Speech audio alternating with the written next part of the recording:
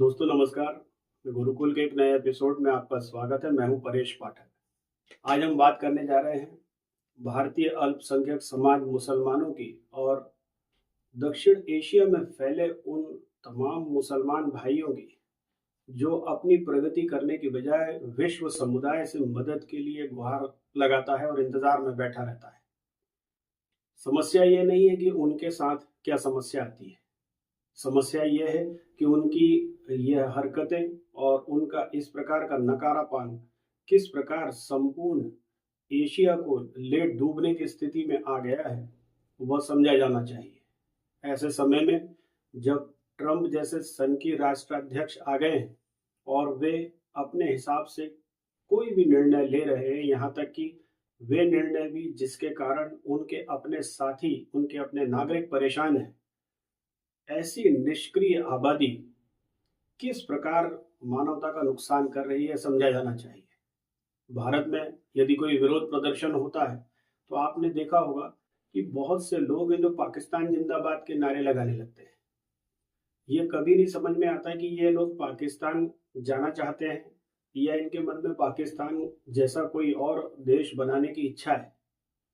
समस्या तब और बढ़ जाती है जब ये फिलिस्तीन और ऐसे दूसरे झंडे उठाने लगते हैं। इस वीडियो के माध्यम से हम ऐसे कुछ देशों पर बात करना चाहते हैं जो थोड़े बहुत संपन्न है और अपना जीवन किसी प्रकार से जी रहे। आईएमएफ और दूसरी संस्थाओं का उन पर उतना बड़ा कर्जा भी नहीं है, मगर आज तक उन्होंने इन मुसलमानों को न तो अपने देशों में बुलाया और न आज भी ऐसी कोई पॉलिसी बनाए हुए हैं जिससे ये मुसलमान शरण के रूप में भी उनके पास जा सके। सबसे अधिक मुसलमान हज करने के लिए जाते हैं, उम्रा करने के लिए जाते हैं, और सबसे ज्यादा परेशानी सऊदी अरब और इन दूसरे आसपास के देशों की ही है, जो यह बांग्लादेशी, श्रीलंकाई, रोहिंग्या और विशेषकर पाकिस्तानी नागरिकों से परेशान है। और उन्होंने सख्त हिदायत दी हुई है इन राष्ट्रों के राष्ट्राध्यक्षों को और सरकारों को कि आप अपने यहाँ से भेजे जाने वाले लोगों की संख्या को कम कीजिए, क्योंकि ये लोग वहां जाने के बाद गायब हो जाते हैं और भीख मांगते हैं।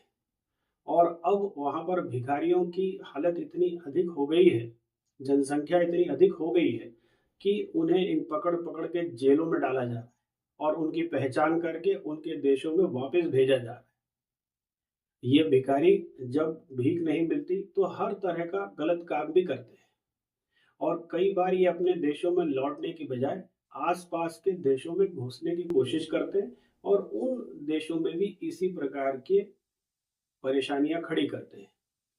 सबसे महत्वपूर्ण देश इसमें टर्की है। तुर्की को हमेशा से बहुत ताकतवर और समृद्ध देश माना जाता है। मुसलमानों का मानना है कि मुस्लिम उम्मा यानी जमात, यानी वो लोग जो मुसलमान हैं, सभी आवश्यकता पड़ने पर मुस्लिम ब्रदरहुड के नाम पर एकत्र हो जाएंगे। उनके सरमाएदारों में एक नाम तुर्की का भी आता है।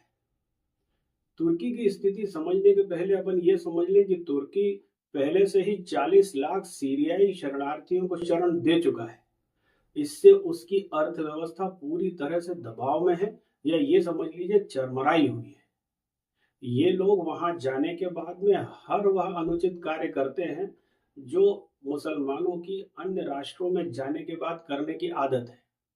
दरअसल इनके साथ में कई कट्टरपंथी समूह चले जाते हैं और फिर ये उन धरती पर काम करके पैसा एकत्र करके अपने जिहाद वाले कार्यक्रम में लग जाते हैं।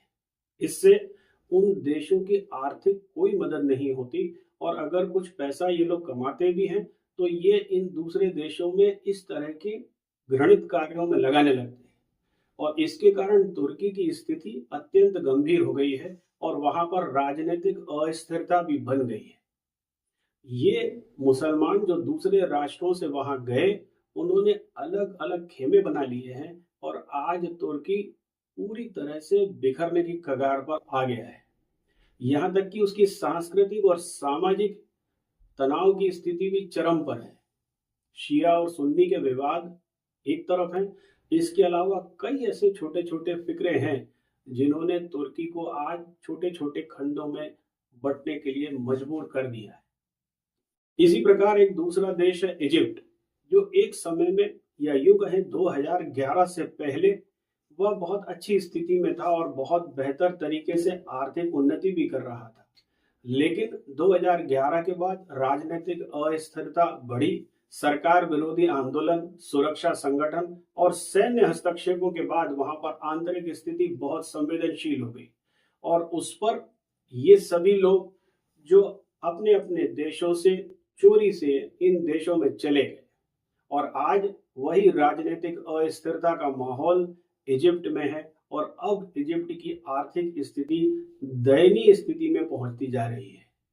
पश्चिमी देशों में ऐसे कई देश हैं जिनमें डेनमार्क, जर्मनी, फ्रांस, नॉर्वे, कई छोटे बड़े देश हैं। उन्होंने भी इन सभी देशों को मदद की, करने का प्रयास किया, लेकिन 5 से 10 वर्षों के अंदर ही जो थोड़े से शरणार्थी इन देशों में पहुंचे थे, उन्होंने अपने साथ में कई लाख लोगों को बुला लिया और चोरी से ये सभी लोग वहां की नागरिकता हासिल करने का प्रयास करते रहे और किसी भी प्रकार इनकी बात न मानने पर इन्होंने वहां पर दंगे किए, आगजनी की और आज हिंसा की सबसे बड़ी घटनाएं यूरोप में जो होती है उसके पीछे किसी न किसी मुस्लिम संगठन का हाथ होता है। इनके साथ में अन्य देशों की स्थिति भी अपन जान, मुस्लिमों की सरपरस्ती का दावा करने वाले सबसे प्रमुख देशों में ईरान का नाम सबसे अधिक आता है। आज जितने भी बड़े संगठन है, चाहे हिजबुल्लाह हो या हमास हो या हूती हो, इन सब के पीछे पैसा ईरान का लगता है। ईरान वैसे तो शिया बहुल देश है, मगर वे सुन्नियों के आतंकवादी संगठनों को भी उसी तरह से पैसा और हथियार मुहैया कराता है जैसे वे अन्य आतंकवादियों को कराता है। या यूं समझ लीजिए कि ईरान की आदत है हथियारों से और आतंक से पैसा कमाना। सारे मुसलमानों को ऐसा लगता है कि चूंकि ईरान और पाकिस्तान के पास एटम बम है तो वो आवश्यकता पड़ने पर किसी को भी इससे दबा लेंगे। आप सभी ने देखा होगा कि पिछले बार एटम बम कब चले थे। आज इतनी बड़ी युद्ध हो जाने के बावजूद भी रशिया ने यूक्रेन पर एटम बम का इस्तेमाल नहीं किया। बहुत बड़ा दबाव होता है अंतर्राष्ट्रीय स्तर का और इतना आसान नहीं है एटम बम चला देना।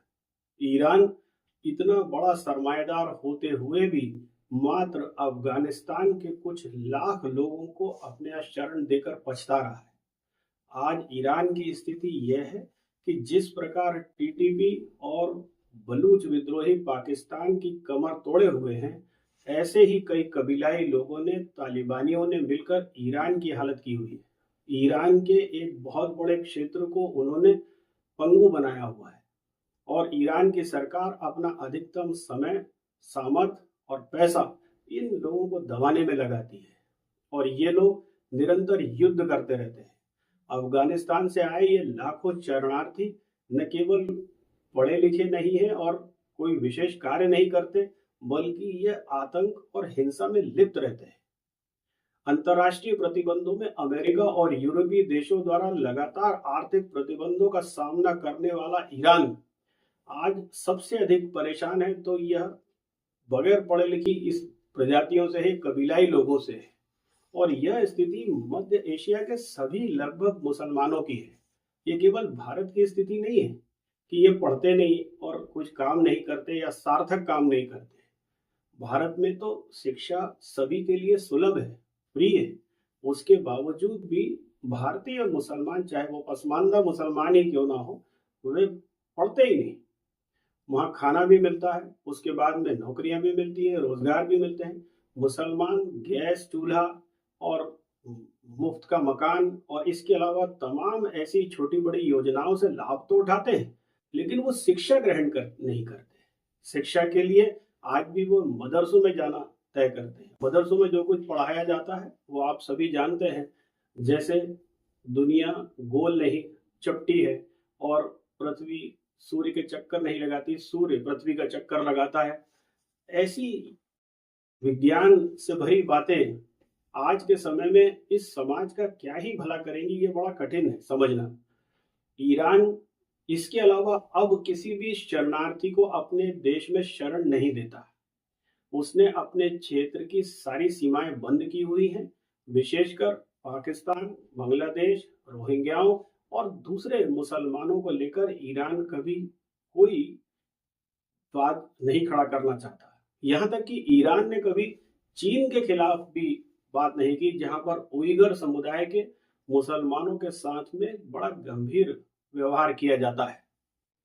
हम सभी जानते हैं कि चाइना एथिस्ट मुल्क है, वहां पर ईश्वर नहीं है। तो ऐसे लोग जो अपने अपने ईश्वर को मानते हैं, चाहे वो बौद्ध हो या मुस्लिम हो, उनके ऊपर चीन की सरकार कहर ढाती है। उइगर समुदाय के मुसलमानों को उन्होंने बाड़ों में बंद कर रखा है, उनकी सारी मस्जिदें तोड़ दी गई हैं, उन्हें अपने घर के अंदर ही अपने धर्म को मानना होता है और कई सारे प्रतिबंध उन पे लगाए गए हैं। मगर ईरान और इस पूरी मुस्लिम उम्मा के हिम्मत नहीं होती कि वह चीन से किसी भी प्रकार से बहस कर सके। इसके बाद में आता है कजाकिस्तान। कजाकिस्तान में शरणार्थियों की संख्या बहुत कम है। तुर्कमेनिस्तान, ताजिकिस्तान और कजाकिस्तान, ये तीनों रशिया से टूट के बने हुए मुल्क हैं। एक समय में ये रशिया के भाग थे, लेकिन इनमें से सिर्फ कजाकिस्तान ऐसा है जो किसी प्रकार अपनी अर्थव्यवस्था को चला पाता है। बाकी दोनों देशों की आर्थिक स्थिति बहुत खराब है। दरअसल वहां पर तानाशाही है और राजशाही है। वहां पर जो नियम बनाए जाते हैं वह इतने कठोर होते हैं कि उन नियमों का पालन करना सामान्य जनता के बस की बात नहीं होती। ऐसे समय में इन जगहों पर पहुंचना ये दक्षिण एशियाई मुसलमानों के लिए बड़ा कठिन काम होता है। और चूंकि वहां पर पैसा भी नहीं है और कोई काम भी नहीं है, तो ये वहां जाते भी नहीं है। ऐसे समय में इनको इसी प्रकार के देशों में, चाहे वो यूरोपियन देश हो और यह भारत जैसे देश हो, यहाँ पर आना इनको सबसे आसान लगता है। समस्या इनके आने की नहीं है, आ तो गए ही है, रहते भी हैं। समस्या यह होती है कि यह यहाँ पर आने के बाद जो हरकतें करते हैं उससे ये सभी देश अस्थिर होते हैं, परेशान होते हैं और मानवता को बड़ा नुकसान होता है। मैं इस वीडियो को बनाते समय वक्फ बोर्ड का विरोध करने वाले उन तमाम मुसलमान भाइयों से भी कहना चाहता हूं कि आप बात बात पर मुस्लिम उम्मा शब्द का इस्तेमाल करना बंद कर दें। आप पाकिस्तान जिंदाबाद और फिलिस्तीन जिंदाबाद जैसे शब्दों को बोलते समय ये क्यों नहीं ध्यान करते कि अभी बर्मा में जब इतना बड़ा भूकंप आया तो आपने एक राहत शिविर भी नहीं लगाया, आपने 10 पैसे इकट्ठे नहीं किए। इतनी बड़ी ईद आके चली गई, आपके मौलानाओं ने उन मुसलमानों के लिए एक शब्द भी नहीं कहा। अगर आप पूरे विश्व के मुसलमानों के लिए कुछ करना चाहते हैं तो सिर्फ राजनीतिक रूप से आप ये शब्दों का इस्तेमाल क्यों करते हैं? और उसी प्रकार लाखों एकड़ जमीन अपने पास रखकर जिस तरह आपने भारतीय मुसलमानों का कोई भला नहीं किया, तो आप भारतीय मुसलमानों को कृपया बरगलाएं ना। ये कोई भी देश इस स्थिति में ही नहीं है कि यह अपने परिवार को, अपने समाज को, अपने देश के नागरिकों को चला सके। ये आईएमएफ के दान पर चलने वाले देश हैं। ये किसी को शरण भी नहीं दे सकते। इनका जिंदाबाद का नारा लगाने से आप मुसलमानों को परेशान ही करेंगे। और अंत में मैं सभी मुसलमान भाइयों से ये कहना चाहता हूँ कि भारत में आप जहाँ रहते हैं वह एक स्वर्ग है। अगर आप आज भी दूसरे देशों की सहायता पर निर्भर रहना चाहते हैं या भारत के टुकड़े करके इसमें कोई नया परिवर्तन करना चाहते हैं, तो आप यह भूल जाइए, वह समय चला गया। इसके बदले आइए हम लोग मिलकर अपनी समस्याओं को सुलझाएं।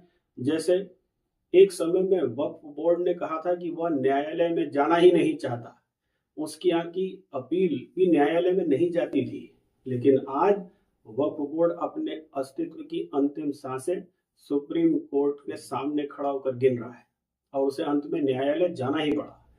तो हम भारतीय संविधान से बंधे हुए लोग हैं और ये संविधान हम सबकी भाईचारे और सम्मान को बनाने के लिए। आइए भारतीय समाज को बेहतर बनाएं और इन लोगों के बरगलाने में ना आए जो आपको दूसरे देशों में मुसलमान होने का हरियाली दिखाते हैं, जिससे हमारा देश आगे बढ़े। उम्मीद है आपको यह बात समझ में आई होगी और अगर आपको यह वीडियो ठीक लगा तो आप इसे लाइक करें, शेयर करें, सब्सक्राइब करें। धन्यवाद।